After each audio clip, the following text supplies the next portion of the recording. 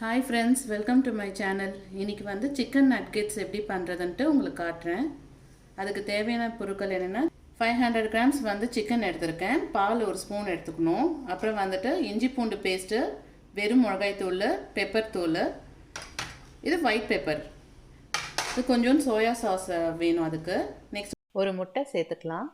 bread crumbs கொஞ்சோண்டு, அப்புறம் bread. எப்படி பண்றதுன்னு காட்றேன் உங்களுக்கு. இந்த பிரெட்ல வந்து இந்த சைடுல இருக்குறதெல்லாம் நம்ம கட் பண்ணி எடுத்துடலாம்.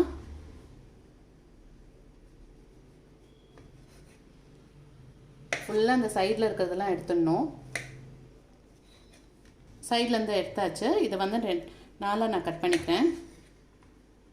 ஏன்னா இது வந்து நான் மிக்ஸில போட்டு பவுடர் ஆக்கணும். இந்த ரெசிபிக்கு நான் இத வந்து மிக்ஸில மேல குட்டி குட்டியா கட் பண்ணி நான் போட்டுருக்கேன்.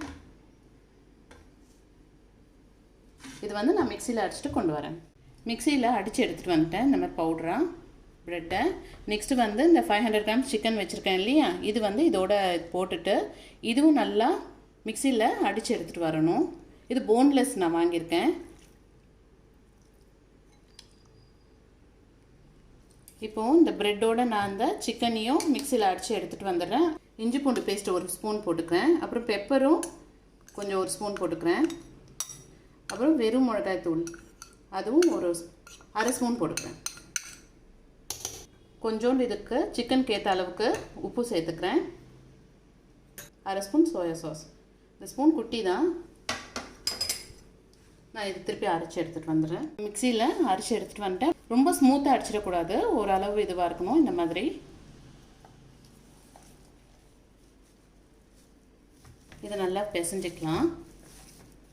மிக்ஸியில் அரைச்சாலும் நம்ம சும்மா ஒரு கையில் நல்லா பிசைஞ்சு விட்டுடலாம்.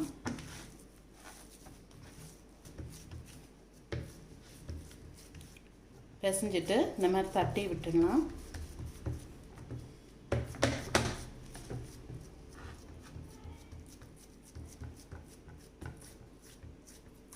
அழுத்தினாலே நல்லா அது அப்படியே ஸ்ப்ரெட் ஆகிடும்.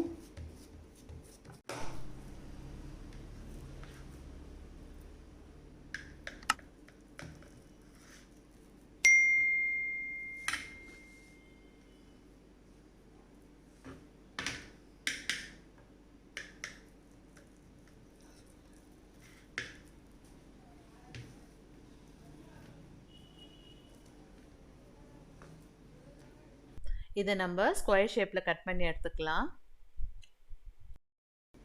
எல்லாமே ஒரே ஷேப்பில்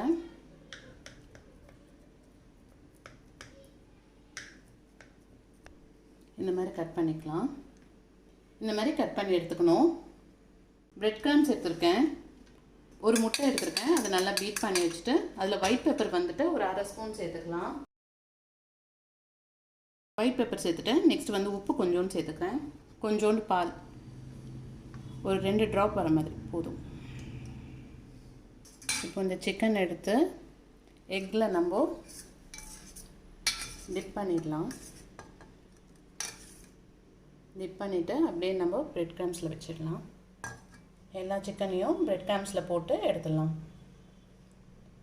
இந்த மாதிரி எக்கில் டிப் பண்ணிவிட்டு பிரெட் கிரம்ஸில் போட்டு எல்லாம் பண்ணி எடுத்துகிட்டு வந்தாச்சு. நான் இதை வந்து எண்ணெயில் பொரித்து காட்டுறேன் உங்களுக்கு. சிறுந்தீயில தான் வைக்கணும். எண்ணெய் ஓவர் ஹீட் இருக்கக்கூடாது. ஏன்னா சிக்கன் வேகணும் இல்லையா, ஸோ அதனால் மெதுவாக திருப்பி போட்டுக்கலாம்.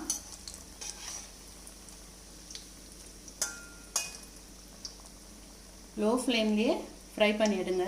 பண்ணி முடிச்சிட்டாச்சு. நான் பிளேட்டில் வச்சுட்டு காட்டுறேன். ஓகே ஃப்ரெண்ட்ஸ், சிக்கன் நக்கெட்ஸ் பண்ணியாச்சு.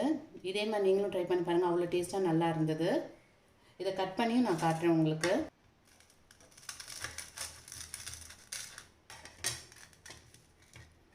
பாருங்கள், அவ்வளோ டேஸ்ட்டாக நல்லாவும் இருந்தது. நீங்களும் வீட்டில் ட்ரை பண்ணி பாருங்கள். தேங்க்ஸ் ஃபார் வாட்சிங்.